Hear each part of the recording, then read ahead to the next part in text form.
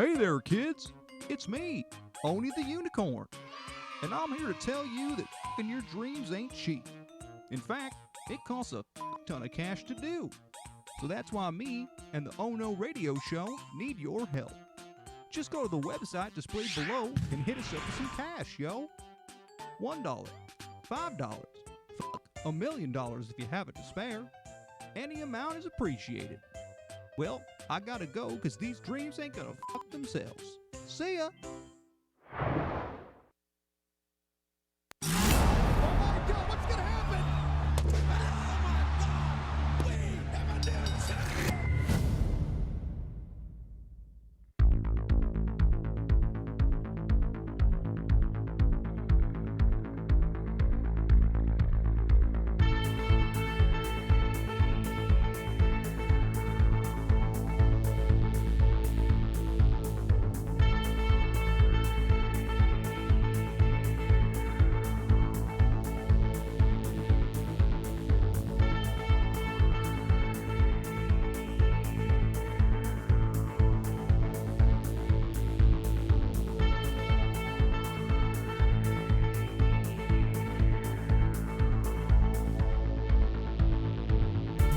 And yes, welcome back to yet another edition of the Oh No Wrestling Podcast.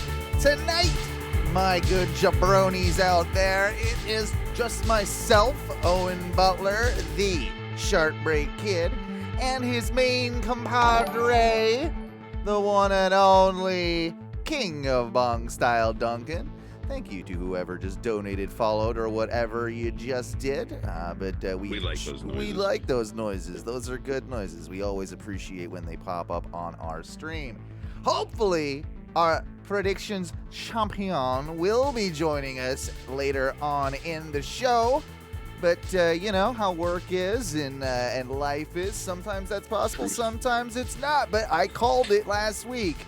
I said, you watch, the next time we do predictions, that motherfucker will be here. And, oh, yeah. And he has every intentions of doing so, so we're hopeful that he will join us maybe in the second hour. And Duncan, can I just start the show off by saying I think one of the most exciting and inspiring things in the wrestling world that's happened in quite a long time happened this past week. And I don't think it's quite what you think it is. You see, I was like, did something happen this past week? Well, the most inspiring thing to happen for the wrestling world happened this week, and that is that Nia Jax is out indefinitely. And how much? I mean, I feel like the wrestling world has improved by I'm not gonna tenfold. say that we have, over the course of the last several years, willed that into being, but Yeah. I think we willed it into I just being. feel like the wrestling world's in a more positive place after that. Look, I mean, I feel like there's 100% less chance of random injuries occurring on Monday Night Raw. Exactly. I will also say, though, that something else did happen, and it might be, in my opinion, it is it is. It's the best TV match of all time. Happened on AEW's Dynamite. I mean, I really don't know how much you can. There's a few from back in the day that you can throw in there. The only one that really comes to mind, like immediately comes to mind, is Kurt and Brock. Kurt and Brock's up there. That was kind of a random one. That was an Iron Man on a SmackDown, I believe. Yeah. I feel like Shawn and Brett have had their fair share back in the day as well. Probably, but not to this magnitude and not to this level of just a mixture of psychology and storytelling and athleticism. Kenny Omega versus Daniel Bryan. I said it as it was happening. Bryan Danielson.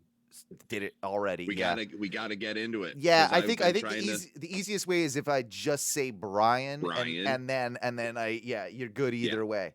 But you know, Omega Bryan was I was watching it. Teresa watched it with me live. I've watched it 3 times now. Okay. And on the first time live, I looked at her and I said, this is a piece of art. Like, this match is a piece of art. This goes beyond the context of professional wrestling as just a performance piece. Yeah. This is something else. Like, it transcends the world of wrestling, in my opinion. And I know that might be getting a little hyperbolic or a little over exaggerating for some people for me to say that, but I don't care. That's the way I absolutely felt watching it. And I really can't name many pay-per-view matches that even come close to this. I mean, not in the last 10 years. years. Last few years. Not in the last few, for sure. I mean, you can put up some of Omega Okada's stuff from back in sure. the day. I'd also put that tag match between the Bucks and the Lucha Bros, and the Lucha Brothers, and even the tag match. I mean, there's been plenty of great AEW tag matches, singles matches, what have you. But for me, I just felt like this was something that we've seen great Kenny matches, but this opponent in Bryan, it felt to me that he brought out just another layer of genius and skill. Like the perfect opponent, if you will, right? Like, I think brought out the best in both of them. Absolutely. And my buddy Sean says match of the year. Oh, I don't think that's even going to be a debate. I mean, the only one that, like you said, Duncan can probably contend with it would have to be that steel cage match. With the Lucha Bros. If you're going like singles match of the year, without question, I don't think there's one that.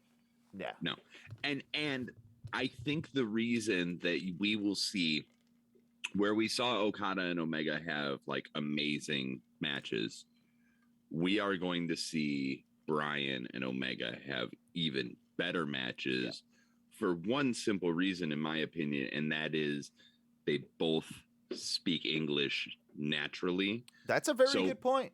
Whereas Kenny does speak Japanese, and he's able to communicate with Okada, incredibly well. I think the fact that they can do more subtleties in English that they'll both understand while they're in the ring, changing things on the fly, doing whatever they do. I feel like, dude, Meltzer's scale is going to break again. It very well might. And I was thinking I was going to guess he was going to give it 5.5 stars as to not want to give it 6 for just his own little reasons, right. And so maybe because he probably, like the rest of us, feel like this will end up becoming kind of like a Kenny Okada best of 3 type scenario. It's going to be best of 3, if not best of 5, and probably ending with a 90-minute Iron Man match or something ridiculous. Can you imagine? Like, I feel like that they could pull it off. If anybody can, it would be those two. And dude, the fucking conditioning you'd need, the conditioning you need for any wrestling match. I get winded fucking walking up 2 flights of stairs. Absolutely. I'm old and fat. But the conditioning that you would need for an hour-long Broadway, and then you add another half an hour onto that. And I think, dude, they're the only 2 that can probably do it, alive. I agree. And I think they're the only 2 that could do it and have that entire 90 minutes not be boring. Oh, and that was what was so brilliant about this, is that the pacing was something else. Like, I don't think I've ever seen a more masterfully paced wrestling match. Like, the way it started and the way it absolutely had its highs and like fast points and slow points, and it did them in the right areas as well. They obviously being on TV, that was an interesting experience, because in a match of that caliber, you usually don't have to worry about those commercial breaks. Right. And that's something that I when the first time I watched it on cable and experienced those breaks, although all of them were picture in picture. It's still a very different experience when you're watching in picture in picture. Takes me out of it completely. I like the commentary. It's a wrestling match. I'm a squirrel or I'm a dog, like chasing a squirrel in that sense too. Whereas if an ad pops up, like my attention just kind of like drifts. Like it's something that's it happens. 100%. So the second time and third time I watched a feed that probably came from Fight, and was the straight through scenario, Right. right? Where I didn't Right. have any of those breaks. And I'll say that it made it a better match seeing it without those breaks, because there was stuff going on. It wasn't just your typical, oh, we're on commercial break, I'm going to throw you to the outside, I'm going to, you're going to just pretend to be We'll take dead a for half a powder, minute, yeah. and then I'm going to, just walk around the ring and like rile up the crowd or whatever. No, there was actual psychology and stuff going on in the breaks. Absolutely. Now they slowed it down appropriately in those moments, but there Yeah. was stuff going on that I didn't necessarily get the first time around. I loved how that they went sort of like my kicks to your knees, to your chops, to my, Yeah. they were going very much in a you do this, I respond in my own way. You go. We're parrying each other. It's like a Correct. tennis match. It's back and forth. Like Which, it and was how appropriate as a tennis match in that in stadium. Arthur Ashe Stadium, Right. dude. Like, And that was another part of it, too. That match was helped so dramatically. Not that it needed the help, but helped so dramatically by such a fucking awesome crowd. Cheers to you, New York. Cheers to you. dude, New York is a great wrestling town, and apparently they were having nothing but trouble with the concessions there. I understand that. That's not AEW's fault. That's the No, venue's not AEW's fault at all, and I'm not saying that it was. However, like it'll make wrestling fans saltier than normal. I think probably a lot of it is just coming out of the pandemic as well. I mean, labor shortages around the country are very, very prevalent, and supply chain shortages, everything's all fucked up. I would assume it's probably a lot of people like that haven't gone back to work, and these companies that run like these, sorts of concession stand businesses, because a lot of those are third party anyway, not even the venue. So a lot of those places are probably having trouble finding labor to work for, $15 an hour at the stadium, or you probably need more than that in New York, I would imagine. So I would think so. So New York is fucking expensive. That's unfortunate for the fans that had to experience that. Also, just like understand that you got to see something special. If you're I still don't like the idea of, like, it's okay to grab a snack, whether it's a hot dog, some chicken tendies, or what have you. But if you're expecting to go to any sporting event and get a full fucking 3-course meal, and just know what you're getting yourself into. Right. That's all. And I'm especially saying. at a stadium that's used to having like a handful of events a year, because it's a tennis stadium and they don't do shit there all the time. I saw one fan comment with a really funny one. It's because, like, when they do the tennis, like the big US Open and stuff, right? They have, like, for like the very, very VIPs, like down in like the very lower bowl, right by the court or whatever, they have special sort of like seating there where they have a fancy like seafood restaurant, and they serve, like, he was like, oh, I'm so mad at this event that they didn't have my lobster thermidor. Right, and my oyster plate. They clearly don't know the demographic of AEW or wrestling fans, So I mean I do appreciate that. Exquisite of wrestling fans. Right. All leech. There was so much packed into this match, though, and it really, I think we all kind of knew going into it would end in a time limit draw. I think all of us had that. It was in the gonna back be of our heads. a draw or a schmoz of some kind, and the fact that they went to, I know some people were like, man, I went to a draw. I'm like, what do you want? No, it was the perfect That's what way needed to happen. Perfect way to introduce Brian. Perfect way to keep Kenny strong. Perfect reason for a rematch, even though Kenny is saying that there'll never be a rematch. Of course he's saying there'll never be a rematch. You know why? Because we know that everybody wants it. So let's spread it out a little bit. Let's spread it out. Let's definitely spread it out. I think that the choice, like, there's a couple things in here that I need to address. First off, Daniel Bryan, bestseller alive. If nothing else, bestseller alive. There were times I was worried for him in that match.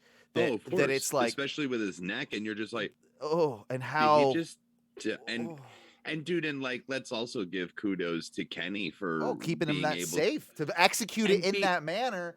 Exactly, man. To be able to hit those moves that make it look like he is breaking Brian's fucking neck, but have him come out of it fine as whatever on the other side, minus the fact that his chest was bruised to all fuck.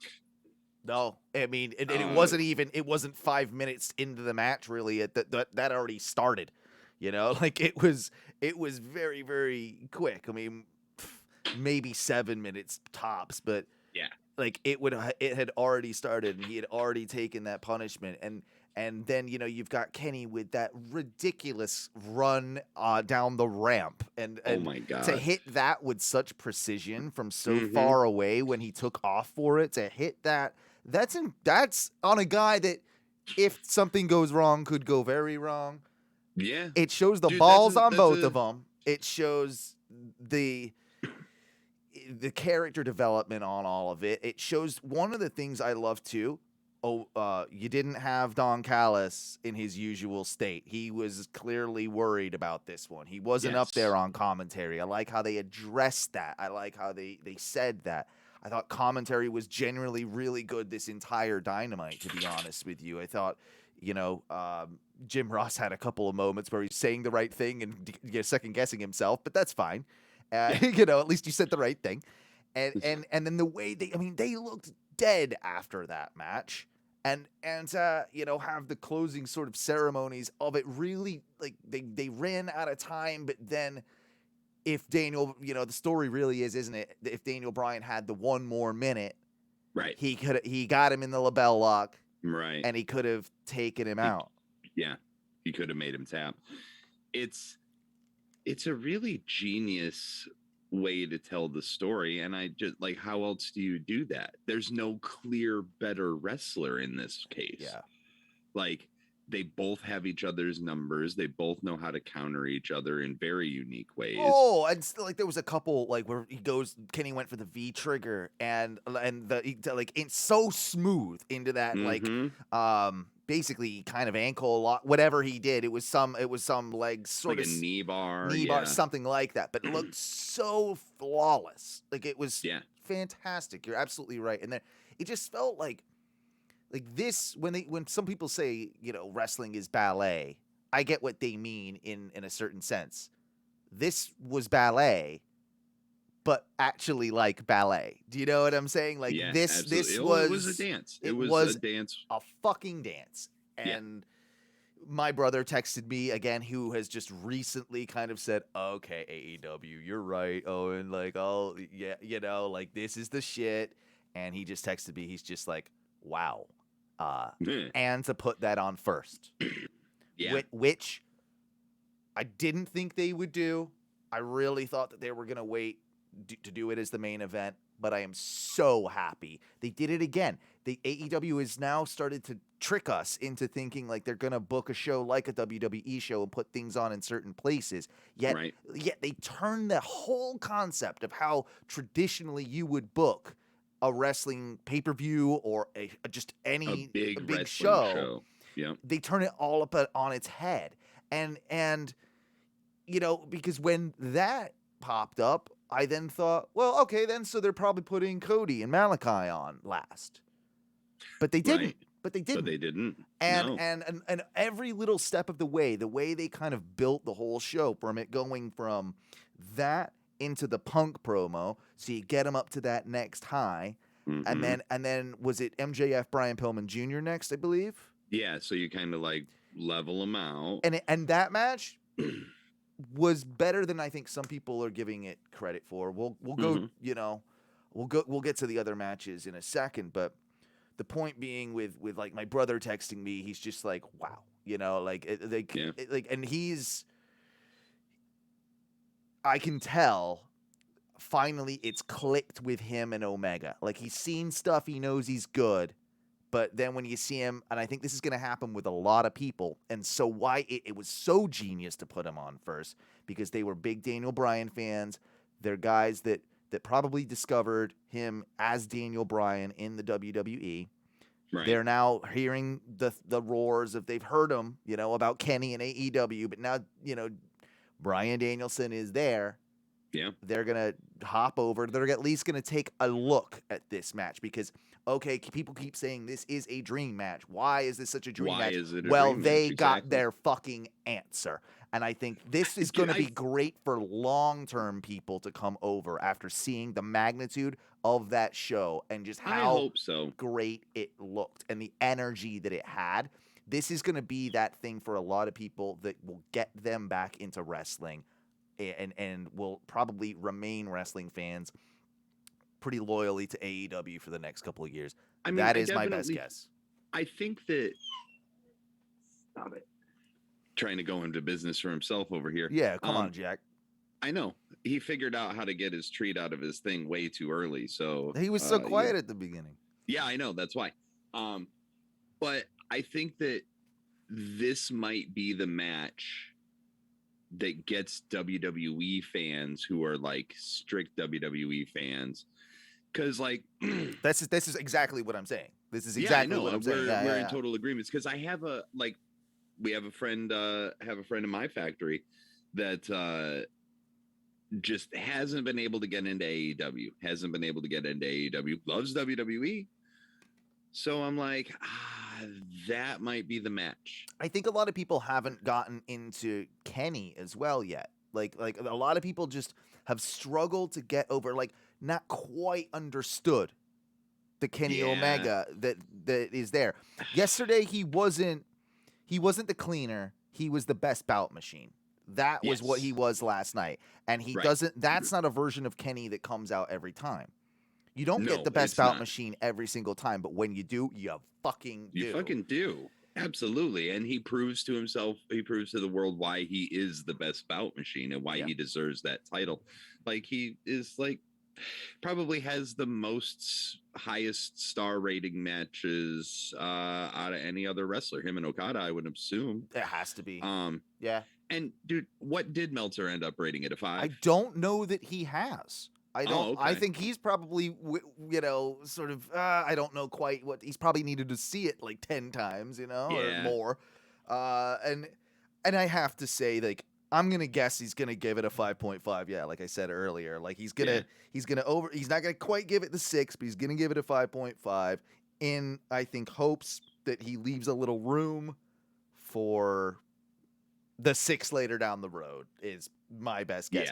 Yeah. And the reason I say that too is what's crazy about these two guys in that match. They went 30 minutes of explosive action, and not either of them went through their whole entire movesets or even close. No, not even a little bit. Not Like, even that's a the little thing. bit. We never got a one-wing angel. Well, no, because they got to save that. They got to because save that. That's a very protected move, so you don't want to waste that. We did get cattle mutilation, like old school Daniel Bro. Bryan, like, and that is such a good submission. That is such a good, like, really Also, such a metal name for Yeah, a submission right, too. right. Like that's awesome. Like there is a metal band called Cattle Decapitation. and I was close just like, enough, right? Yeah. Yeah. Yeah. If he comes I- off with like a spin kick to the head, like that's what you call that. Yeah.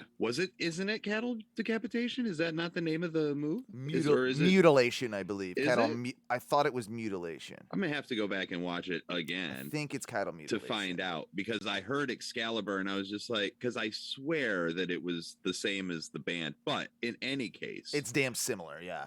it's Cattle Asian something. Yeah. So And so many chances for that thing to be over, like the Snapdragon off the top, like the reversal of the One Wing Angel into that Hurricane Rana, like Yes. all of it. Like it was. yeah. You could do, I think, and maybe we should do this at some point, of kind of do like a stop-start reactions video just on that match. Yeah. And we just pause, like, hey, pause for a second, see what he did there, how brilliant that is. Like, yeah, that type So of thing. basically what we do is we do the okay, relax. Basically what we do is the best friends bit from being the elite. Yeah. We could do that. Yeah, It's like on our other show when we do clips, we Yeah. stop and start and we just kind of Mystery Science Theater it a little bit. ONW clips. Yeah. I like that. We'll try and do that sometime. And then we'll do it like Mystery Science Theater, because we can't show it. So you'll No. have to watch it and start it when we start it, and you but know we what I can mean. riff tracks Yeah, it for yeah, sure. yeah. Just keep the remote in your hand or whatever and pause it when we were. That's right. So no. The rest of the show, I thought it was honestly, I don't know if it was the best Dynamite as a whole ever, but it was pretty damn close. It was a really fucking good show. Solid Like, ass and show. also, I mean, knowing what's coming up that'll be happening tonight. Yeah, I was going to ask on if you saw Rampage. spoilers. We'll talk about that, and we'll play spoiler musics later. Yeah. But yeah, like it's gonna get like that Dynamite, even if people don't hear any of the spoilers or any of the rumblings, just because I think a lot of people will know it's recorded at the same place. That's gonna get a lot of eyeballs too. Like it's going to be a Rampage to watch because of that Dynamite. They've got their preview almost of. I've heard it been referred to as the second part of a pay-per-view, and that's what it feels like. Yeah. That's a really good description. It's not almost like a second show. It feels like the second part of the pay-per-view. Absolutely. You got a 1 hour Wrestle Kingdom after the first 2 hour Wrestle Kingdom the night before. You know, like right. Except this is a 2 hour special. Oh yeah, you're right. That slipped my mind. You're absolutely right. So that'll be good in and of itself. Other highlights from the night, and I wanted to ask a lot of your opinions about this match. And I think it's kind of another one that's sort of divisive within people, but I'm talking about the Black Cody match, and Black Cody, Black Cody match, but Black Cody. Well, first of all, everybody's making the Homelander joke, and I'm like, okay, fine, whatever. Okay, yeah. Okay, it's fine, whatever. Sure. I love how they still tried to play him off like this mega baby face, even though the crowd clearly was just like, go away. That was straight boos. That wasn't. Those were real boos. Yeah, no, that was legitimate. Like, we don't care how much of a baby face you are or who you're against. We are going to boo the shit out of you. I think, okay. I think it's a mixture of things for me. But like I was booing him. Has it become just cool to boo Cody now too? There's a little bit of that. I think mostly what it is it's a lot of lol Cody wins. A lot of that. Because he's like the Cena of AEW. Yeah, gets his ass kicked, gets the Nightmare family, imposed on and half destroyed. Then comes back as the shining savior and blah, blah, blah, blah, blah, blah, blah. Right. I mean, that... And look at the Brody Lee thing, right? Yes. Exactly. Thankfully, it did not turn out that way. Thankfully, I do think that they were booing extra hard and have been booing extra hard because of the support and love for Malachi at the moment. The response to him, and I think the fan appreciation for him and what he's doing, and what AEW is letting him do, is something that we wished for so long that they're finally getting to see it. And it's like, no, Cody, you don't get to fuck this up. Right. There was a moment right at the beginning of that match where he was getting nothing but cheers right as the bell is rung, or right before it, and they're standing face to face about to go at it after Cody's come down. Mm-hmm. And you hear the fans going crazy. Like, if it's Malachi, I don't know what the chant was, but it's something akin to that. Or it might have even been just House of Black. And he mouths those words. Oh, yeah. He mouths those words to Cody. Right. And he points to the crowd. And it's like, that realistically is what the House of Black is now, right? Like, that it's us. It's those of us that are... We are the House of Black. We are the House of Black. It doesn't need to be a faction. It doesn't need to be... It can just be him. And I think he's better standing alone. At least wait a while if you're going to do that. You can probably do that later down the line if you need to. But right now, I don't know that he does. I don't know that you need... let's be honest. There's enough factions in AEW. And it gets a lot of credit, or like, a lot of shit, honestly, for having too many factions. I don't really have that problem at all. I think all of them kind of have their place and they're used pretty well, and they help with storytelling. But I don't know that Alistair or Malachi needs one at all. And it's this. No, I don't think I think that's even. Stop it. Come here. Jack's being an asshole. He's just trying to go into business for himself. Come here. Don't you yell at me. Come here. Come here. I hear you. I see you. Come here. You can be on the show. Come here. Yeah, get on the show. Come here. Come on. Come on, buddy. There you go. Here. Look, there you go. Let's get on the show. Look at that puppy. Oh, look at this big baby. Come here. Come on. So if you would compare Jack to any wrestler, who would Jack be? Because I'm thinking Earthquake looking at the size of him, but he's not that. He might be a little bit more Shockmaster. Shockmaster, he could be. Yeah, he's definitely. He's a little. He's that goof. Oh my god. Okay, baby. This might not be podcast gold, but it is Twitch gold. Dude, he gave me a solid right. Okay. He Anthony Agogo'd you. Holy shit. we got slobber on the glasses. What do you want? Do you need him to take a break for a few minutes and just calm him down? We can do that if you need. Let's do that. Yeah, no problem at all. Guys, while Duncan takes an impromptu break, we will we'll just take a few. We'll be back in a few. Don't worry. We'll be back in a few. Hey, there's some outro music for you right here. Jesus Christ, Jack! Every time we're going into business for ourselves over here. It happens. We'll be right back. We'll be right back. We'll see you. Hang on. Quick one.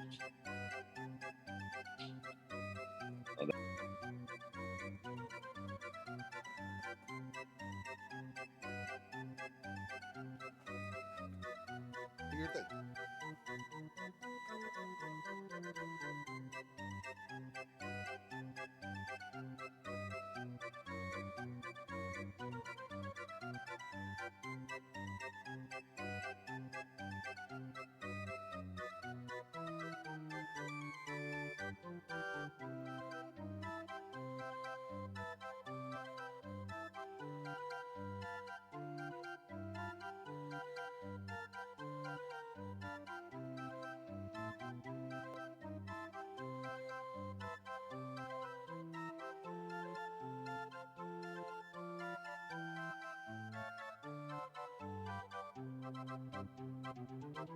While we're taking a little break, I would like to remind all of you that we're all going to the good old AEW Dynamite on October 23rd. I think we're in section 202. So get tickets and come hang out with us at the show. But if you can't make it and you want to just hang out with us in general, we're going to be doing a little meetup beforehand that day. It's a Saturday. Probably be about 3 o'clock. I haven't arranged exactly all the details, but the idea with that is that, yes, it would be about 3 o'clock, and it will be likely, I'm just going to say likely, at a bar in the Milk sort of Hourglass district here in Orlando. We're going to meet up. We'll have a couple brews. We're even talking about doing a wrestling merch swap meet. So, you'll be able to bring your stuff and we'll have our stuff and then we'll, trade or barter and what have you. So, I just wanted to let you guys know that was happening. And I know we've got quite a few people coming. So it'd be great to see all of you out there, if at all possible. Again, that's October 23rd. AEWTix.com, I think there's still some on sale. And yeah, try and get in our section. It's not too expensive. But they're, it's a smaller arena. We're in the upper bowl, but hey, who cares? I think we're gonna all have a good time and we'll all see a great wrestling show. So hope to see you there. And hopefully Duncan will be back in a matter of moments and we can get on with the rest of the program.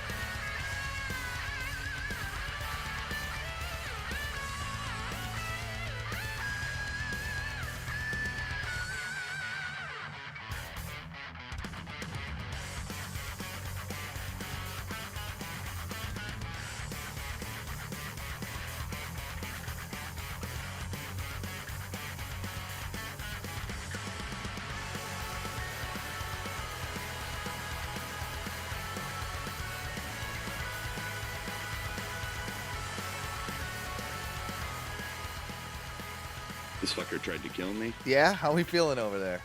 I mean, I'm out of breath. He's like, we just ran a bunch back of the house. There you go. Work. So Yeah. He was giving you the Omega Danielson treatment. He was. He sure was. He was just like, no, you're gonna run me. And I'm like, fuck, okay. But yeah, we bribe him some more. We were talking about just finishing up. I think talking about that Cody, Malachi situation, and the Black Mist. Where we about to get into that? Well, I think there's a few things that need to be addressed here. Obviously, Cody needs to turn heel, even though he said on social media or in interviews, I believe, that he will never turn heel, which I think is a great heel thing to say, and he'll like. I think he's playing into it. Like that's honestly what's happening with that. Oops, sorry about that. Yeah, but no, I feel like his gear even represented like that happening. Like it was so obnoxious with the cape and everything. Oh my god, he's got to be playing into it, and Cody's great as a heel. Like, and Brandy playing into it as well, like. And now we've got to talk though about so the Brandy spot, I happen to like Brandy. I think she's great at being a good bitch. She's, as I've said before, Brandy is so beautiful. She makes me feel like a subhuman species. Yeah, that's what happens. Yeah, I mean, both Kelsey and I were just like, fuck. She's gorgeous. Yeah. Yeah. So, but she is an excellent heel. Oh, she is. She is a better heel, I think, than she is as the chief Brandy officer or whatever the fuck. And even when Cody was playing like super full heel, really at the beginning of AEW, and like she wasn't, right. Like that was an interesting little dynamic that they had for a while where they weren't on the same page at all, because she had the Nightmare Collective at the time, or whatever her thing was, she had with like Nyla Rose and what was it? They gave up on it. Maybe it was the Nightmare Collective. I think it was, because that didn't last very long. Because Awesome Kong was there for a hot second. Yes, exactly. And she was totally like, and they were leaning into more of the spooky evil side of everything, which wasn't working really either. And credit to AEW, they ditched that. So I didn't mind her spot at all. I thought it was an appropriately placed spot in the match. Right. But what I did have to, comment on is the fact that like, oh, poor Arn. He, obviously had to make, his appearance like for the ending spot in that match, and Fat Arn couldn't get around the turnbuckle and slipped and ate shit. Thankfully, he was okay. Poor Arn. And then he was still able, I'm sure he embarrassed the hell out of himself. He felt like shit, but he was able to get back up and do what he needed to do for the finish of the match. Absolutely. And when you look back on it, it actually made it feel more real. It actually, because part of it was real, and it still, it didn't take away from the moment at all. Like it actually, like we all knew it was a botch. We all knew he was not supposed to fall. But but it's still like it gave it more of a realism than it probably wouldn't have had he not had that little slip. And you're probably right. I kind of enjoyed it in that regard. I'm unsure. I know you seems like you kind of like it, but I'm unsure about this Black Mist thing.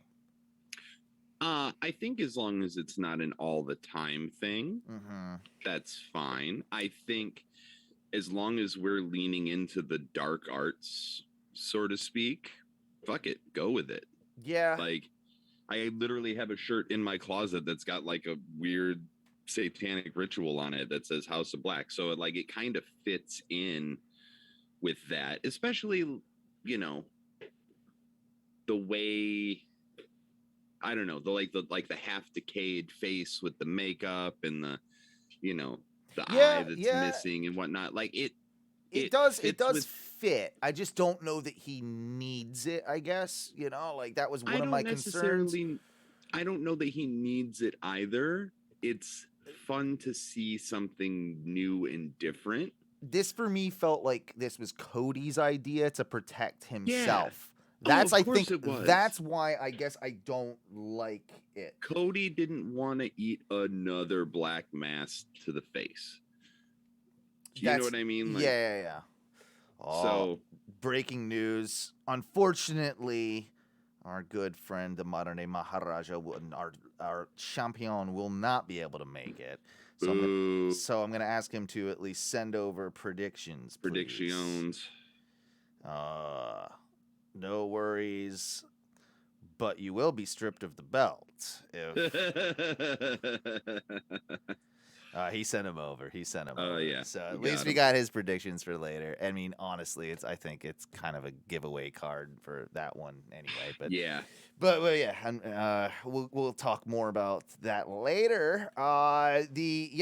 So the one thing that I heard somebody point out that I did like about the missed spot was the way he pinned Cody after it. It was very realistic in the fact of the way like the ref wouldn't have been able to see the mist in the face. So I like that. Like it was kind of it wasn't just a straight up roll up, but it was close enough too. I kind of wish that there was like a mist, a black mass, and then that. Yeah. But maybe they're saving that like for later again anyway. Like, and it's not the only way that Malachi can win. I just think that the black mist doesn't fit as well and I think very, very soon he will be working face. I mean, they're gonna have no choice but to turn him face because of how much the crowd is into him. He might as well have been last night or Thursday or Wednesday night rather. Sure, whenever. Like he might have the other night. Yeah, the other night. He might as well have been in that context. So yeah, I'd like to see where it goes. I'm not super against it, but I also wasn't like. I felt it was cheapened just because, like I said, it was the Cody thing. I'm like, this wasn't his idea. This was Cody's somehow. Like this was. Yeah. Okay. I can agree with you there. And it definitely did have that Rhodes Smoz feel to it, right? Yeah. Where he's like, come on, daddy, I can't lose. I can't lose clean like that. I can't lose clean Not in New that York. twice. It's a big town, daddy. Yeah. So, I could see that. I'm bothered by the fact that obviously Cody is gonna get a win back at some point, and I just don't want him to like how are we getting out of this? That's my question. Like how do we take where we are now and where do we go from here? Because if it's just lol Cody wins, no, he has to become heel to really do it. That's how we get out of it. He has to become heel and has to get a very cheap win on him. That's how we. It was sort of like, and the seeds were planted when he shoved the ref. Oh, 100%. Right. So he shoved the ref. His hubris and his aggression is what cost him to get the black mist. It goes along with the story that Malachi has not. He's been infiltrating not only the Nightmare family, whatever they are right now. Family. He's been infiltrating that not only by beating them, but like getting into their minds and making them do like the dirty thing that they don't want to do. So Malachi, in a sense, made him do that to the ref because he got so frustrated, and Malachi paid him back with that mist of almost showing like this is your poison coming back at you. Yeah, it's almost a way of like, what if Cody has just like a couple of black dots when he comes out next time, like something like genius. that, or like a little vein or something. Yeah, just like one little clue, simple, little accent that can't go away because you've shown it. You've shown your true colors, right? And now I was going to use the term "mark of the beast," but I don't really like. I don't like that term necessarily, and I don't really understand like you have the mark of the House of Black. Mark of the House of Black, something along those lines that then furthers in your mind, and he has betrayed who he says he is. He isn't who he says, and he always has to have that. It is like this little, and I think that, or at least throughout this feud, has to have that. Look, right? I'll let AEW steal this because I know they listen too. Every time he does something that's more heelish, quote unquote, it's a little bit more defined, gets closer and closer. Another little twist off the vein that comes down. Until eventually he's like his opposite eye of Malachi's turns to that like The bright you white, got like the bright white. like the cloudy white. That would be Yeah. cool. Or you could do the full eye goes black. Like Yeah. he Either has way. the black eye, you know, and, like or, that. and like have And it look as like you the, do that, Malachi slowly gets better, and Mhm. his starts turning more. You can do it like that, or you can have them literally be like the split. I like mirror that too. image. I like that too. Like the opposite mirror image type Yeah. thing. Yeah, I like that a lot. So like Malachi's is his right eye, Cody's can be his left. This is a great pitch that we just figured out together. I like this. Yeah, I I like mean this is what we do. Yeah. And so you can go ahead and send those checks to Oh, Ono Wrestling. Yeah, care it's of Ono Owen. Media, Patreon, patreon.com. Well, yeah, I mean, we'll figure out a way. Anyway, what did you think of the main event? What did you think of the main? Oh, first off, no, we got to talk about Sting, Darby. Did you get to watch Sting, Darby Allin, FTR? Yeah, and look, wow. every time Sting has a match, I'm just like, is this going to be the match where Sting shows his age? And I think Sting is showing his age, and this is just how good he is. This is amazing. Like that he steps it up every single time. That crossbody is better than half the crossbodies you see from kids in their 20s. Man. And the old man did it right and used the psychology, used the stuff with Tully to great advantage.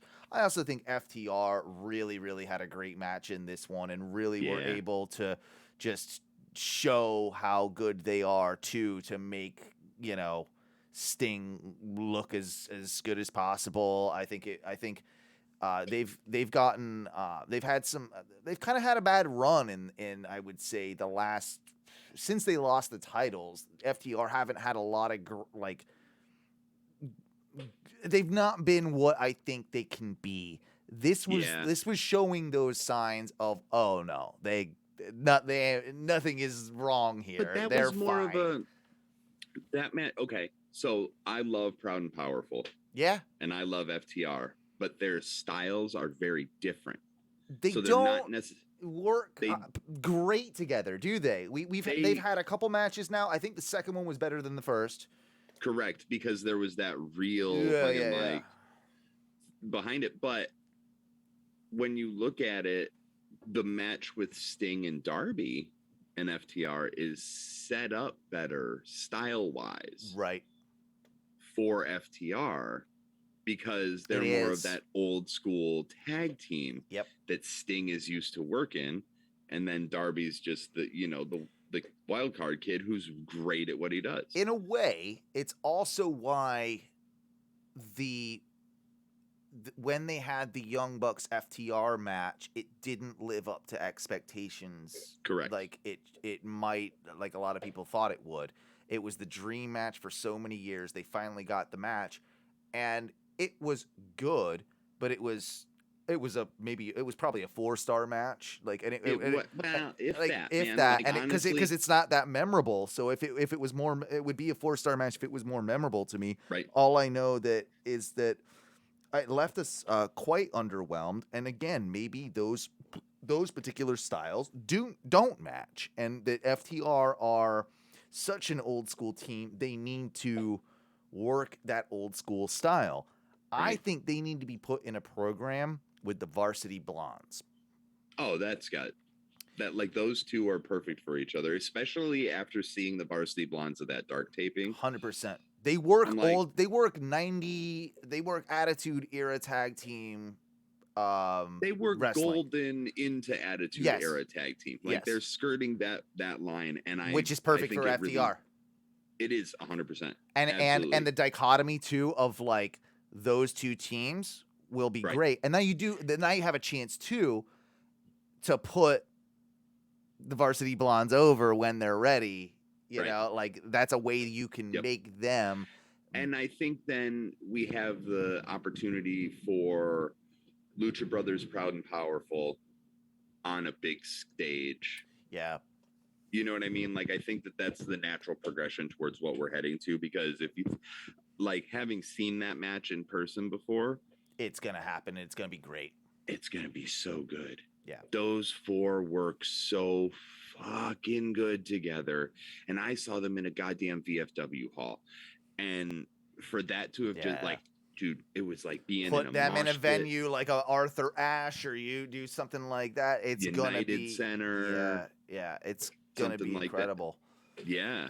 So I think that the tag team division is sort of fleshing itself out with the teams that sort of run better together, and that's going smart to- because there's enough room, and because there's so many tag teams and there's so many different styles on AEW's roster at the moment, that you can kind of like separate them out a little bit. You can have these matches that are better suited for these two teams rather than just because they're number one contender or what have you. Like, you find ways to pair those up rather than forcing a match between an FTR and a Young Bucks, or, you know, like a more high flying, more like, I guess, indie styled team. You know, I feel like you can absolutely do that. I still think that, you know, FTR will get those belts again, but it's going to be a while. And I think that that's probably the right way to do that as well. And I think that there's just so much that they can do to help, in the meantime, probably help build, you know, a few newer, you know, talents, and then eventually prove why they're considered to be one of the best tag teams in the world. Well, and I think one thing the AEW is really good at is putting together like cups and tournaments things like that. Well, what a hell of a transition. Yeah. Well, you know, I figured that we were about there. Only thing I'll say about the rest of Dynamite too is I did really enjoy the Ruby Soho Britt Baker match. Like, I did as well. I'm torn because I'm just like, wow, I hate seeing Ruby Soho come in. It was the right move. It was the right move. It was the right move. That, I mean, Britt's run with that title isn't over, and she just looked like a goddamn $1,000,000 that night when she came out in her entrance. Like, everything about it, I'm like, yeah, that's a superstar right there. You're not taking that belt off that person. Like, she just looked, she was the part. It's this weird still thing that she's gonna get the cheers, but you know, working heel. That is obviously a kind of like, it's a weird dichotomy that they're playing with there. Yeah. But I think they're making it work. And I think that only, like, you can make this work, but only with certain characters. And she just happens to be one of those characters. Yeah. And I think they can lean into that. I also think that we're going to get a really good Ruby Soho Thunder Rosa program. Yeah. That will come out of this. And I don't know exactly how you get there, but I think there's a way to do it. And I think that is also, I kind of want to, not right now, but I kind of want to see a Ruby Soho eventual heel run. And right now it's interesting with Thunder Rosa because she's sort of been working heel, but they need to kind of have her turn face for a while. So these are all like little, like, the AEW's women's division hasn't been fixed, but it was nice to see such a, I think, productive match for them and put it on last after all of that. Now, see what you will. Was that a mercy thing? Was that just a, you know, a subsequent thing with the booking? I don't think it is, because you could have easily put a lot of other matches on that show to, you know, wrap that show up.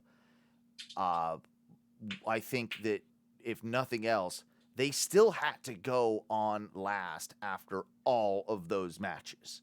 Yeah. And that is not an easy thing to do.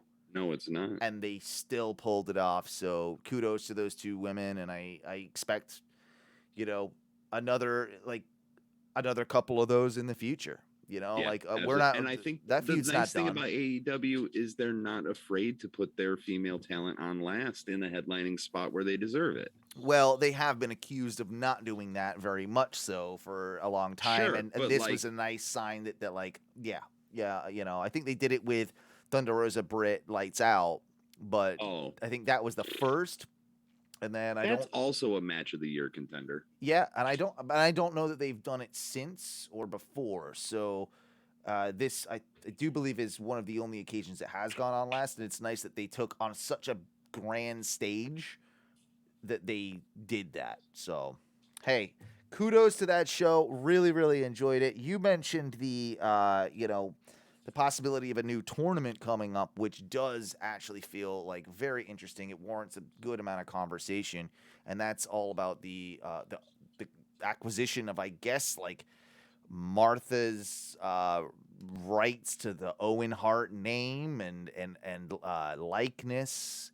And we are getting an Owen Hart tournament within AEW. The Owen Hart Cup. The Owen Hart Cup, yeah. Yeah.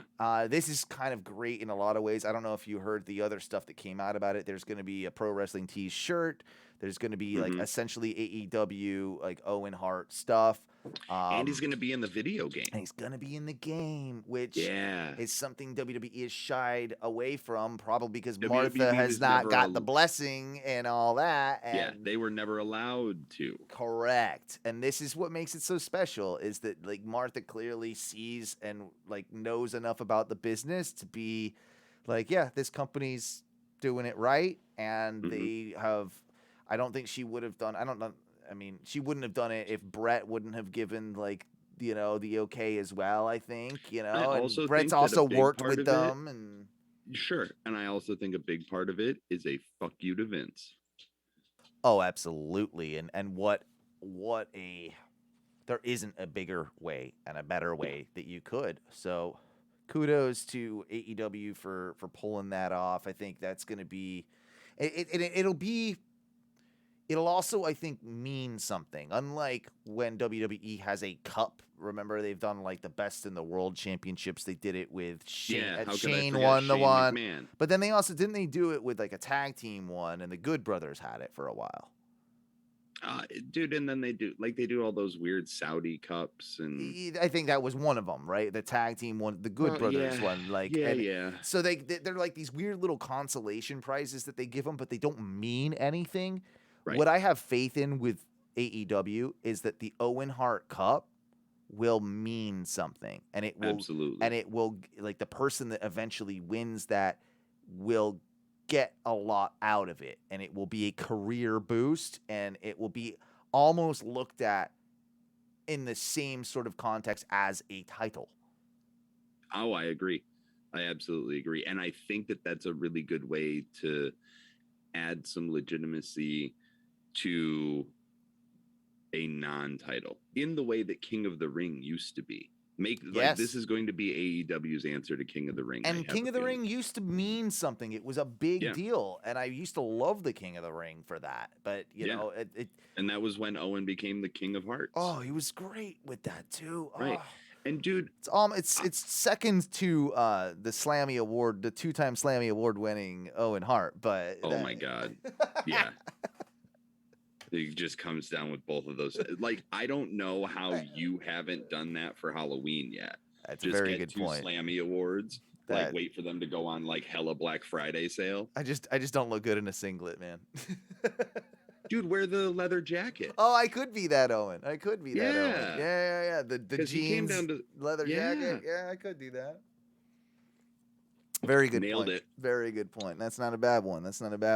But yeah, I think, dude, I read something and somebody basically just said the only logical person to win the inaugural Owen Hart Cup is Kevin Owens.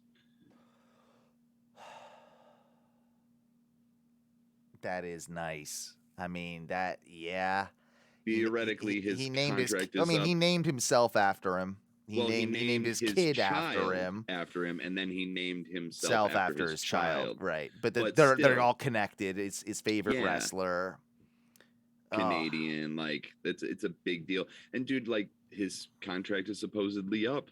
I'm gonna make a weird little prediction about this. Here's what happens. Here's how I book it. Okay. In the finals, and I think that this works. You might not like the way I'm going with it originally, but Jericho is gonna enter himself in this tournament.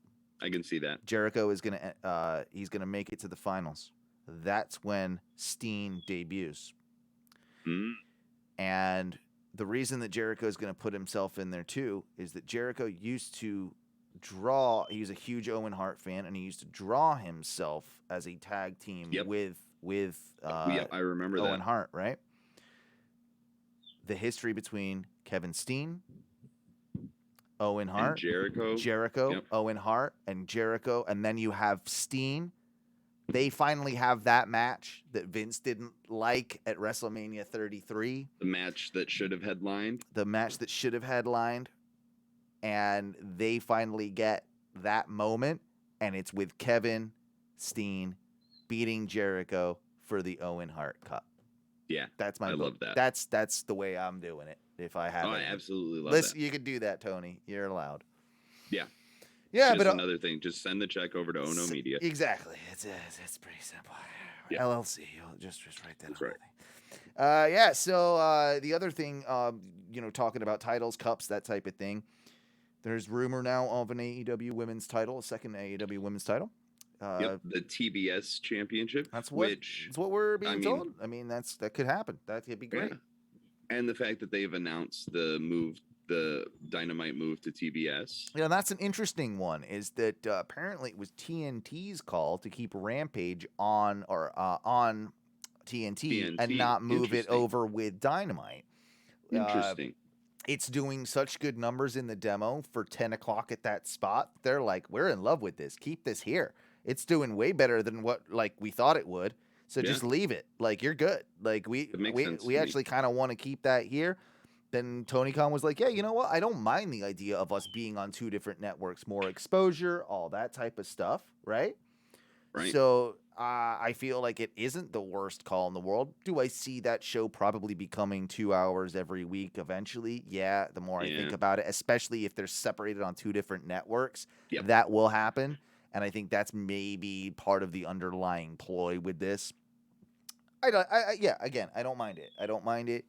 And I don't mind doing a TBS title, although it almost seems like you'd have to reverse it now, and have the TNT title become the TBS title since that's moving, Dynamite's moving right. Yeah. But I don't know. You could do it either way. You could have just the regular women's championship, but you could just have the regular women's championship be on Rampage, and then or both, and then the TBS title would be on TNT or TBS rather, on Dynamite. There's a lot of ways to do it. I think the worst thing they could do is rename the TNT title the TBS title. Yeah, I don't like that. I don't like that. That's terrible. No, I don't like that either. The TNT title stays the TNT title, even if that's now only defended on Rampage. Correct. That's the way you do that, and then I agree. And then you possibly introduce another title for Dynamite, whether it be a mid card or a trios or something like that. Then now you're off to the races because you've got kind of things to separate for both, and trios matches are naturally going to be a bit longer, one would assume. So that makes even sense for those to be on the Dynamite brand if Rampage stays an hour. Right. It depends on the trio's rules. If it's typical Lucha Underground indie trios where it's tornado tag, those fucking matches are fast. Speaking of rules, can we talk about something real quick? Yes. There was a lot of tag team rule stuff that was brought up that I never knew, or just one big thing that was brought up this week that FTR responded to. And I think it must have been in response to, I think it was a WWE match. I missed kind of the context, and I was hoping that maybe you could help fill me in with this. But it was essentially that it's always been a rule that a tag team can do one breakup a match of a pin. Yep. How have I never known that?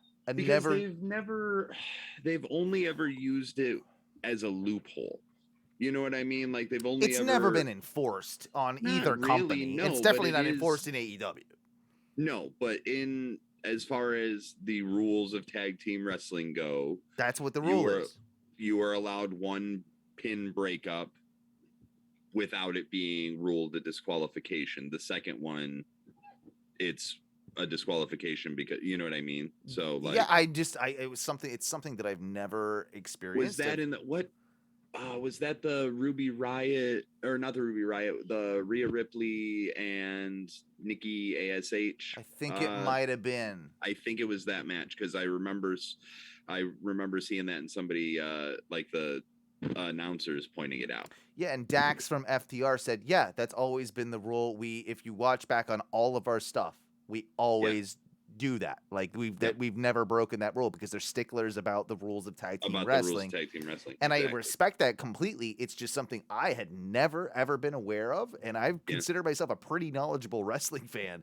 And it was just a weird one that I must have missed, like over the years. I have never heard that talked about. It's the same as you can put somebody through an announce table and it's fine, but you can't hit them. You can't pick up the stairs and hit them. Right. But you can throw them into the stairs. And yeah. So you can use the environment as a weapon. But you can't. Change. You can't pick the thing change up the environment. Right. Right. So it's like that bullshit one where Charlotte got DQ'd for taking the top of the table off and hitting. Okay, so that was illegal, but putting her through the table would have been legal. Right. Exactly. Yeah. Exactly. Okay. All right. That kind of does clear it up for me. Yeah. Apparently, we've got breaking news of we have King Nakamura versus Apollo Crews for the IC title. That was scheduled. Earlier in the day. Oh, was it? Yeah. No, I mean, is it? I guess that's just going on now. I guess. Oh, okay. It's for the belt now. I see what you're saying there. Okay. Is it Shawnee Boy 34? Yeah. Yeah, I'll talk to him about that. Yeah. Well, that's interesting. Like that they've changed it. I hope Nakamura retains. I'm kind of digging the Nakamura Boogs thing, and I don't know that you need to put. Haven't we seen Nakamura and Cruz like 13,000 times? I feel like we've seen everybody in Cruz on the mid card about 1,300 times. Yeah, so I don't know. I mean, I kind of feel bad for Cruz because like he had a good little run with that belt, and then they kind of I don't know. They need to get him in something else right now. They need to. They do because the whole thing with him and Aziz is not working. Well, let's talk. That's probably a good place for us to talk about how the draft is shaping up and how you think that because that would be one that I would move. I would move him and Commander Aziz over to Raw because I think that they can do stuff with AJ and Omos. I think that would be a great. I think that would be a good move. I think that would definitely be a good move. Give me 30 seconds. It's dinner time for this one, and that's why he's being. I'll talk while we're doing your thing. Perfect. Don't worry about it. So yeah, I think that's one of the better moves in WWE or on the draft is you definitely can take Apollo and you can take Commander Aziz. You can move them over to Raw. I've been thinking about this a lot. I think. I don't know. It's more or less official, right? Like that we have at this point Big E moving to Raw. Like I don't know if they've said officially that's happening, but one has to think that that's likely if they haven't already. They make that move official. The other guys that kind of need a bit of a shakeup right now because you're running out of opponents for Roman too, so. I almost think that you might want to move Lashley over to SmackDown and that you can have a pretty decent feud between Roman and Lashley. Yeah, they faced before, but you've never had Roman face a Lashley like this. And I think that could also lead up to sort of playing into what they're already doing in Saudi Arabia and kind of the way the feud is building between Brock and Roman. And a lot of people have wanted to see the eventual Bobby Lashley Lesnar match, right? So if you were able to do something where you moved Lashley over to SmackDown, now you have Lashley challenging Roman, but also Brock's in the picture, and you can eventually get your Lashley Brock match, which is something that I think people have wanted for quite some time. And I feel like Lashley and Brock both want that as well. Definitely Lashley does. So that would be my second big move if I'm doing big moves, right? Like I'm moving Lashley to Raw. I'm moving Apollo Lashley to SmackDown, Apollo to Raw. You got any off the top of your head? Just feel like Sami Zayn might need a change of scenery. Where the hell is Sami Zayn? SmackDown? I think he's SmackDown. Yeah, he's SmackDown. Yeah, Sammy needs something. Sammy and Damian Priest for the U.S. title could be a decent feud. Okay, yeah. So you could I do can see that. that. You could do that. Move Sammy to Raw. Although Damian Priest might actually work quite well on SmackDown. I was just gonna say Damian Priest might work really well on SmackDown. So I'm fine with that too. And you could do the old they've done it before, the belt switch, the mid-card title switch, and Sure. They could do something like that, Keep or the you could IC throw. on. Honestly, Keep the IC. you could you just throw Nakamura on Raw. That's fine too. I was gonna say keep Nakamura, the IC on Nakamura, throw him to Raw, Damian Priest to SmackDown. Call it a day. And now you've got a new set of challengers that. I think that's probably what they will do. That seems likely. I think that's probably what they will do. Should we get into predictions? Yeah. Soon? Let's get into that. Just right before we do, though, I do just want to mention how awkward and weird the second week of NXT 2.0 was. Oh man. Okay. Yeah. We got to talk about this. So okay. The first week, I think, and at last show we talked about it in the fact that I was like, you know what? It was different. It wasn't. I didn't like everything week one of NXT 2.0, but I'm like, it left me pretty good. Look was pretty good, and it left me more intrigued for an NXT show than I have been in a long, long, long time. Now, week two of NXT 2.0 did quite the opposite of that. It did. I think it was 6 debuts on the same night. I think it was 6 debuts. They were turning and burning them. Burning them. And how you expect an audience to remember all these new people all at once is beyond me. That's what I'm saying. I was very confused at that presentation. Now they are making that Braun Breaker guy the Steiner kid. They're making him into the next big star, and kudos on you because he does have it. I don't blame him for fucking strapping the rocket to that guy and doing something with him because they need guys like him. Look, he's got but why the hell are we not? Why aren't we playing into the Steiner name? I know it's because of Scott Steiner. Of course, we know that. Rick dead? Rick died or? Rick's alive. Is Rick alive? For some reason I thought Rick's hanging out in Michigan doing. So but just bring in Rick or something then. I know he's the less popular Steiner, but you could just bring in Rick. The dog-faced gremlin. You know what I mean? I love Rick. But I loved Rick Steiner. I was a big mark for the Steiner brothers when I was growing up, mostly because I'm from Michigan. They're from Michigan. Yeah. They used to even come out in the gear sometimes, didn't they? Because they actually wrestled for the University of Michigan, not my team, but still, it was oh, cool. Because at that point, fucking nobody was from Michigan. Yeah. But no, NXT 2.0 just felt very disjointed this week. It was too many debuts. And then you had the I've already forgotten. No, I put it here. Joe Gacy stuff, which Jesus Christ. Okay, so if you're not familiar, if you haven't seen it, Joe Gacy, who has been on NXT before, he was a former CZW champion, right? So he comes out, has a new gimmick, and he looks like a baby, baby Kevin Owens. That's a good way. Yeah, he does. He actually does. And he's talking about being woke, and he's talking about having the wrestling ring is safe space. This was interesting because you can take it a couple different ways. Is this WWE trying to be progressive, or is this WWE making fun of people that are trying to be progressive? I think it's option 2 probably for $1,000, Alex. The latter.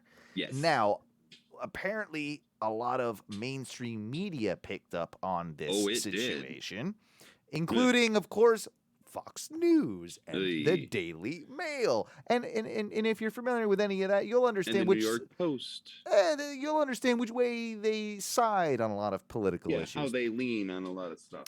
So they were loving it. Look at WWE making fun of woke leftists with new wrestler. Correct. And I think there's a way that you can make that work under the right context. I think Sure. there is a way that you can make that work. But, and it's kind of the same way that you make the Daniel Bryan Earth thing happen, like the Earth's The champion. Eco Warrior. Right. Like, I think Yeah. it's sort of like, because it's like double entendre, like that type of thing, like the people that get it. Like, I think you could have done this, but WWE clearly got a little scared because they're like, oh, did we fuck up? And they have removed every reference of basically, what is it, John? I was going to say John Gacy. Joe Gacy. No, Joe No, Gacy. John Gacy. No, John Gacy is somebody entirely different. Yeah, we- Also somebody I'm very familiar with. Yeah, we talked about him funnily enough, on last night's ONW radio show. That's why it's stuck in my head. But yeah, like they removed all references to him. The only Yeah. thing that you can find is basically the on Peacock of the full like replay of the show, but they pulled down his like individual promo. They've done all that. Right. And yeah, I mean, yeah, it's not the worst idea. I guess. No, like, I don't think so. And he'll show up in 2 weeks with a new gimmick. Right. That's what'll happen. And nobody will pay attention to it, and nobody will care. Pretend that didn't happen. Yeah, we're gonna just go ahead. You know what it was? And like I heard people talking about this. I'm like, what? So he's PC Principal from South Park?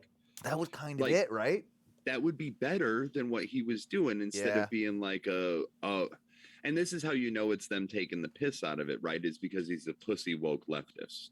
Yeah. Right. Yeah. Whereas if he was an actual like woke leftist, he would have been like, dude, you just pull straight out PC Principle and like you talk about microaggressions and all that shit, but you just do it aggressively.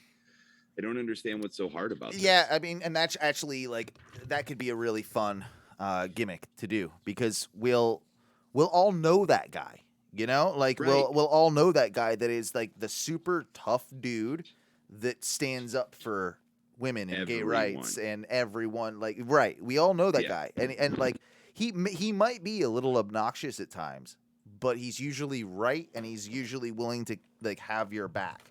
Yeah, So and like that's the person you want on your side. yeah, he's so. one of those dudes that you want on your side, and they could have made a killer face out of that character had they been smart enough.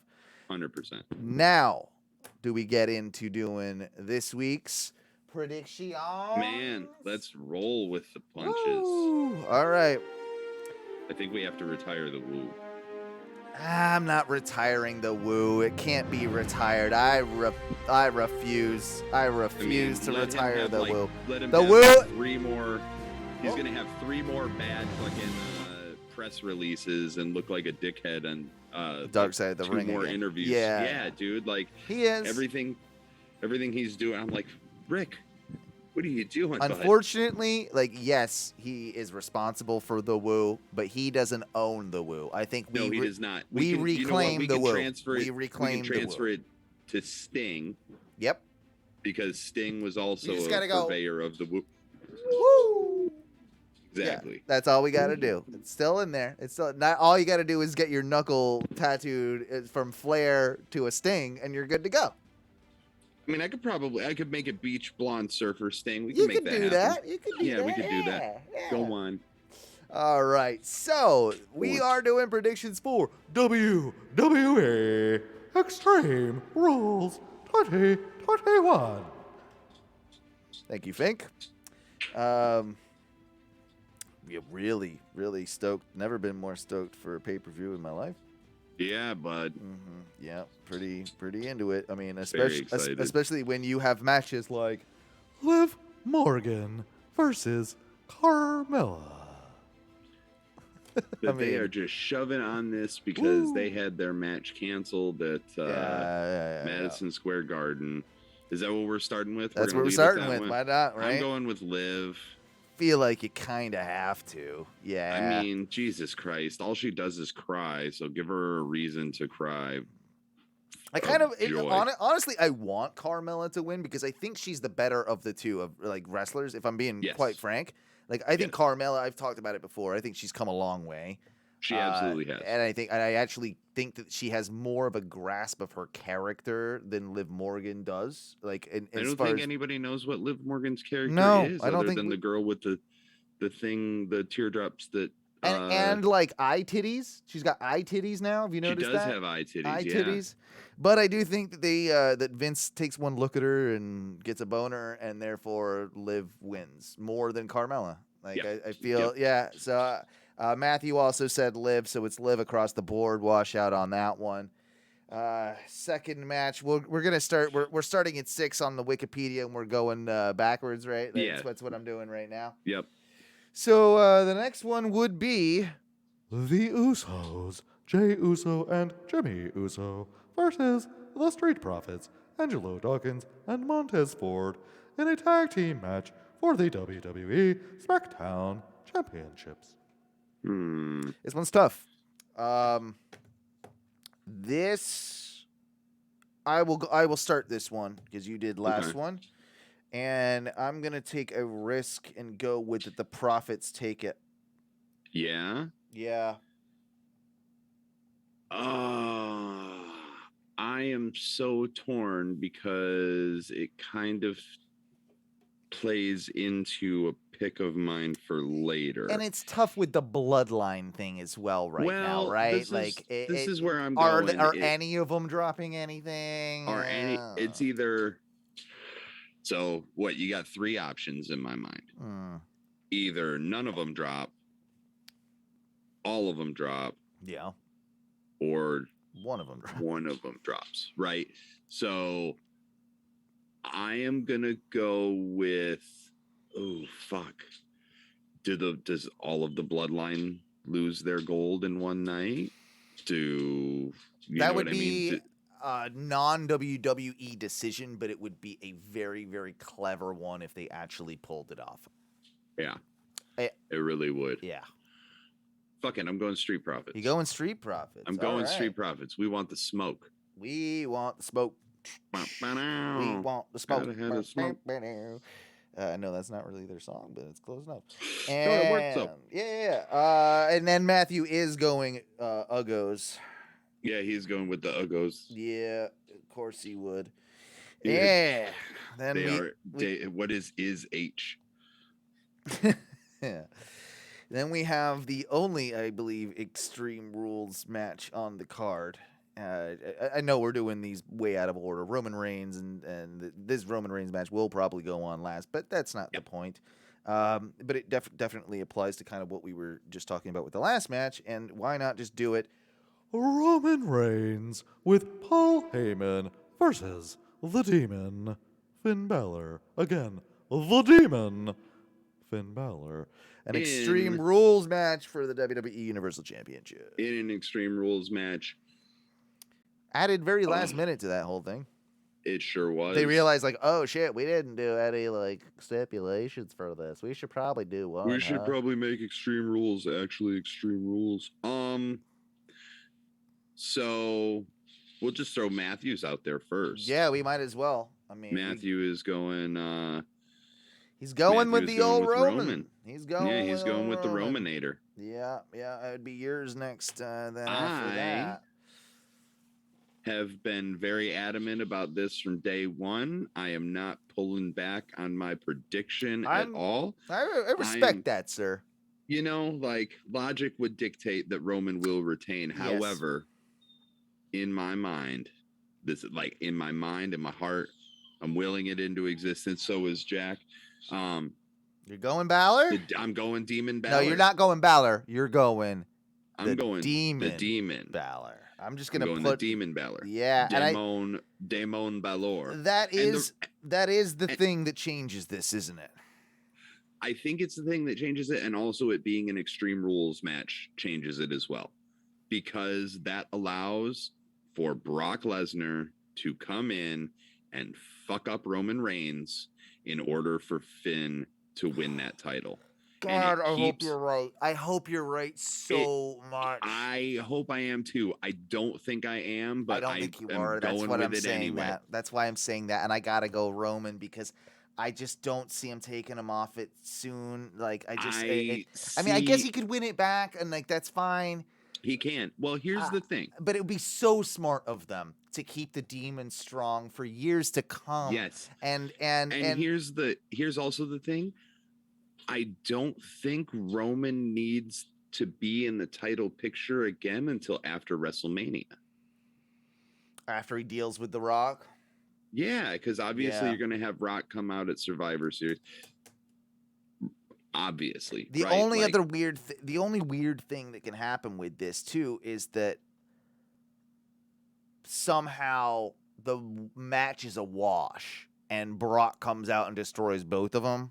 Like, I can see that happening, and Could be. therefore sets up a possible Demon rematch later down the road. But I think we've heard from the past that Brock has respect for Finn. He had it with D-Bry and he had it for Finn. It was two weird ones. right. And you wouldn't expect it. And I wonder if this might end up being something that ends up setting a Finn Brock thing as well down the line. Look, I mean, like, they've done it before, Yeah.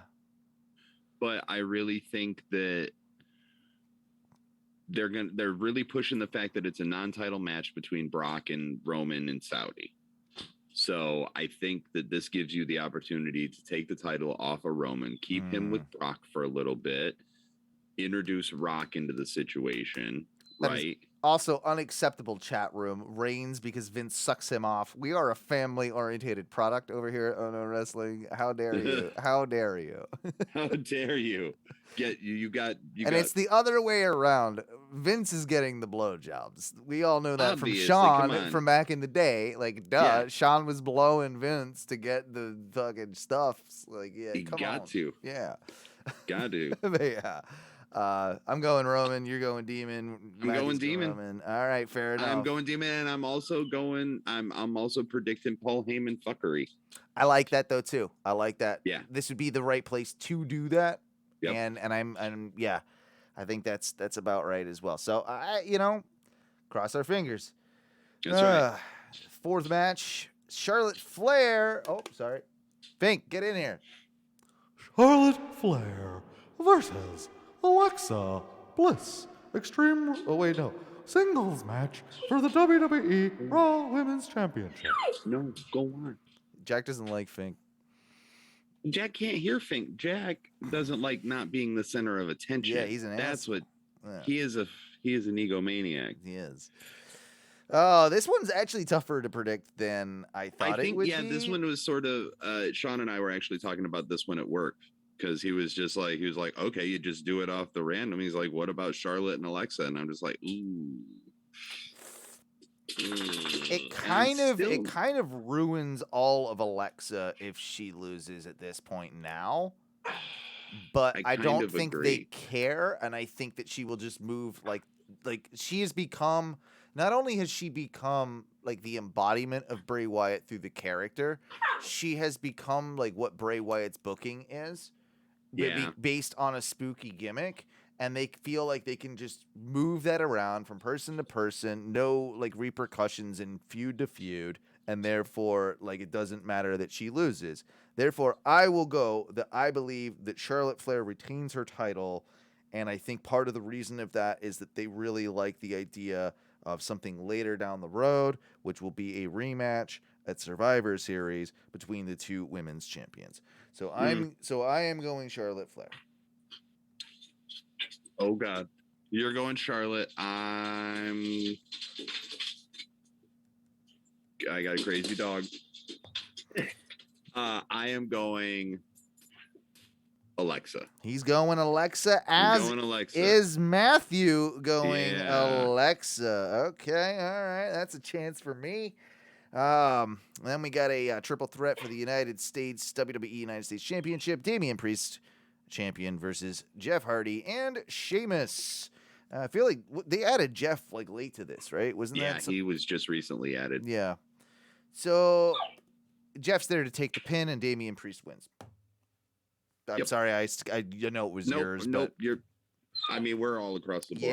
Yeah, we all are. Matthew included. Good old DP. He's taking that one. Yep. Final one of the night. Donkey Puncharello. Yeah. Becky Lynch. Oh, we might as well do it. Becky Lynch versus Bianca Belair in a singles match for the WWE SmackDown Women's Championship. Becky Bianca. Yeah, I guess that's on you. Tough one. It's a this tough one's one. Tough. It is a tough one. This is the toughest one. Like, this is the real toughest one. Do I go with my heart or do I go with logic? Yeah. Because logic says Becky all day. Yeah, and it does. My heart says Bianca, and fuck it. I'm going Bianca. Dude, sometimes you just gotta do it. I'm just taking the chance, man. Like, I go with what's logical every other time. It doesn't usually work out for me, so fuck it. Well, you got to take on cards as small as these as well. You got to take a lot of chances. Well, yeah, because they're going to add something in the and time you have that to, we are doing this even show. if you tie Matthew, right? You don't win the belt, so you got to do something crazy to try. You got to do something crazy to try. That's why I'm throwing the Hail Mary for the Demon. I've thrown a couple of Hail Marys, so I feel like I'm gonna go with Becky, and I think on this one I will go with the safer bet. Yeah. Matthew will be doing the same. Yep. I also think that Bianca is another one that might end up on a different roster after the brand split. This one might end up moving Bianca back to Raw, and that might help as well because I can see her and Charlotte doing stuff. Eventually, I could see her and Alexa doing stuff. Don't really remember who else they got. What, Rhea? Yeah. Raw? God, how terrible is that we've already forgot about Rhea? I mean, she is she's the women's tag team champion. So yep, one half. So there is that. So that that kind of throws that in there. But I also, oh man, I wish they would give Zelina Vega a push. Dude, where the fuck has she been? Well, I think she's losing to Liv Morgan tonight for Liv Morgan to get her shot at Carmella. Like, Liv had to win the match against her to get on the pay-per-view or something. Yeah, that was a thing. So she's there. She's around. Whatever. That's a thing. That's a thing. I don't know that it's a good thing. I don't know that it's a good thing either, but... Oh, and part of that whole deal, too, is this was shouted out by a friend of ours, good old Brian Byman, quite a few weeks ago. He called, like, the whole possibility of Naomi moving over to SmackDown and hopping in with the Bloodline. Bloodline, yeah. And the more and more it gets, like, closer to that possibility of the draft, that's something I think that would actually really, really work. And I think that that would be a good way to introduce her to a new audience, put her like higher up the card than she's been. Yep. And if you have like you can do a Becky Naomi like thing if you want. Like, I guess they're technically would be both working heel, but like they're almost both tweeners at this point, so you can kind of run with that too. Yeah, I don't mind that. I think that would be a good, utilization of Naomi, is kind of moving her into something. I think that she needs something and deserves something. So that's I think she does too. Naomi's a hell of a talent, and she gets overlooked a lot. She does. I think this might be a cool time for her to shine. And yeah. Time for her to glow, if you will. Yeah, that's a good way to put it. One couple little tiny things before we get out of here. Yeah. Jericho revealed, I think this was on maybe his podcast or another podcast or in an interview somewhere, that one of the ideas for the Labors of Jericho was to have him face Chris Hero as one of them. I read that. Interesting. Can Chris Hero even go like that anymore, though? Because that would be two sloppy fat dads, like, fighting in the ring, really. I would just like to go on record as to say that Chris Hero ain't nothing to fuck with. No, he isn't. That's like one of his old indie catchphrases. Oh, is it? Yeah. Yep. Chris Hero ain't nothing to fuck with because he's basically basketball and hip hop. I just heard he's kind of a dickhead from Eddie Kingston, and I'm not like I kind of. Yeah, but okay, so those two have legitimate beef, right? Yeah, I've met Chris Hero a handful of times. He was super cool with me. So, I mean, beef that wrestlers have with each other, I don't get involved with that. I go based on personal experience, you know. Yeah. So, but I fucking love Chris Hero. Like, No, I think and that would have been cooler than Juventud. Let's be real. I agree. That like, would have been better than Juventud. You had Nick Gage, like you had like. Even if he replaced Wardlow as the final one, I would have been cooler. That would have been so much better. So much better. Even Wardlow, like Wardlow after Chris Hero. You know what I mean? Like have Chris Hero be after. Yeah. You know, but it was just like, man, Wardlow was so wasted. Like that was just such It was. They need to do something big with him soon because they're gonna lose me on him if they're not careful. And I really want them to do something great with him because I think he's got the package. I think he's got everything that you need. Like that dude is money. That dude is money. Who is money, and I am fully on board with after the dark tapings, and that is Lance Archer. Oh. We didn't ever even mention that. We never talked about that at all. How, like a guy that we were kind of lukewarm on, like weren't, I didn't dislike him, but no, but at the same time, it was also like, and in a squash match scenario, dude, he literally they were doing the thing, and he just comes out like he yeets his opponent out through the tunnel, and that's how the match starts. And it's just it was so good, and I'm just like. Yeah, this is what this guy needs to be. They can absolutely do some great stuff with him, and I really hope that he gets a chance. Like, even if you just give him a mid-card title run for a little while down the line, like something like that, or pair him up. Like I know he's got we'll be seeing that tonight on Dynamite, where he more than likely will be losing with Minoru Suzuki to Kingston and Moxley, as a tag team match. Yeah, I would assume. That's not a spoiler because I don't know. But give him a title run of some description in some fashion or form. Dude, I want to see him and Miro kill each other. And they had that one match, and it wasn't bad. But they have a series of those in them. Yes, I'm but give me Archer now, because he's come into his own in the character a little bit. He's better without Jake Roberts. Is that an official thing that they're done, or is Jake not showing up? Or? As of reports lately, Jake is having some health issues. Not surprisingly, but not surprised. I mean, he has COPD and emphysema and still smokes like a chimney. So what can you expect? Exactly.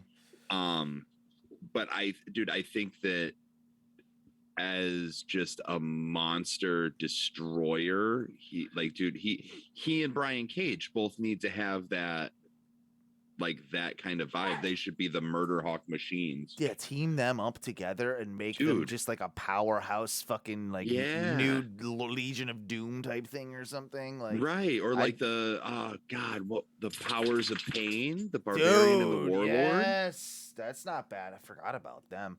Authors of Pain, even type thing, really. Man, something like that. Speaking of them, they could hurt people less. Speaking of them, real quick, and I think it kind of leads in because it's one half of your actual new favorite tag team, the Acclaimed. I mean, let's be honest. You turned your whole thing around on them. I did. Max Caster is amazing, but I'm God damn it. Yeah, they got you. They got you. I don't want to like him. So I listened to an interview with Anthony Bowens on the AEW Restricted podcast, the other half of the Acclaimed. He is the one that doesn't rap, I guess would be the but he's very, very good in the ring. And he talks about his time after he was trying to get into NXT. He had he had a couple of tryouts. They said, "Call you later, kid." Did some extra work. He actually wrestled. And the reason I bring Authors of Pain into the thing that reminded me is that he actually wrestled on an episode of Raw when Authors of Pain got called up. Oh, okay. And it was one of the typical squash match type things. Remember how they used to do that move where they double power bomb people? You get the power bomb and then that whole thing. And so they did that.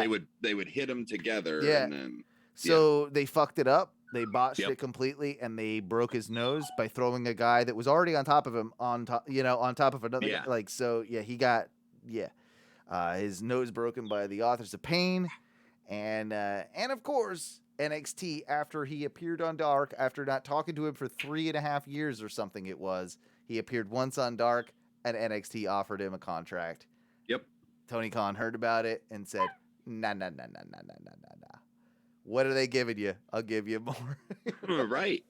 Tony was just like, no, we don't play that. Nah, homie ain't playing that. And fair enough to Tony. And that was a great way to, just, it was a really good interview. I learned a lot about him and his struggles, and just kind of, like how he feels the wrestling industry is progressing. And I think like it was kind of an inspiring thing to hear that, from the locker room, and, him as a homosexual having like sort of the first televised wrestling match ever between two openly LGBTQ wrestlers, with him and Sonny Kiss in the ring Right. at the same time.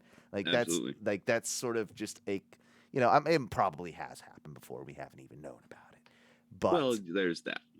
But There's that. Speaking of homosexual wrestlers, have you had a chance to watch the Canyon Dark Side yet? I haven't. It's probably that's what I'm probably going to be watching tomorrow. Yeah. Have you seen? Same. Have you yet? Or? I haven't. I No. haven't yet. Well, that's And, something we'll be discussing next week, I'm sure. Yeah, and I was like, I wanted to see if both of us had sort of, because it just came out yesterday. It was I think. yesterday. Yeah. Yeah, and obviously you were busy, and then I was, Yeah. That'll up be early for. probably Factory. late night tonight or tomorrow viewing. So Yeah, After- definitely. after so I'm looking Rampage. forward to that. absolutely, and you know what? It was a shame that our good brother, the Le Champion, the modern day Oui. Maharaja, could not join us. It really was. But we understand completely, and I think that we pulled off yet another decent Yeah. show. Yeah, despite the dog trying to go heel on us. Double turn right there. Like, Dude, he's so good when Kelsey's here. He just goes to sleep, and then guarantee as soon as come back from picking her up, right back. to sleep, he'll be fine. he's just mad that we're not talking more about Impact. Like that we're He not. could be. He could be mad might we're be not an talking about. Impact I fan. think he's a Danhausen fan. Maybe that's why. He's a Fanhausen. He's a Fanhausen, and Yeah, very nice, very evil. yeah, it's what he seems You like. heard me talking about Danhausen, and you came He back. came right back. Yeah, That's right. That's what it is. Makes sense. It does make sense. Guys, thank you all for tuning in to the show, if you did. If you're just listening on the podcast, well, check out our Facebook group, because we do like to do this thing over on our Twitch channel, twitch.tv/ONRS Live. If you're one of those people that are super generous and have a couple bucks and like what we're doing, please don't hesitate to donate those couple of hard-earned bucks to us over at patreon.com/ONRS. That ONRS, of course, stands for Ono Radio Show, which is our flagship show where we don't talk about wrestling, because they yell As at me much. when I do. Yeah.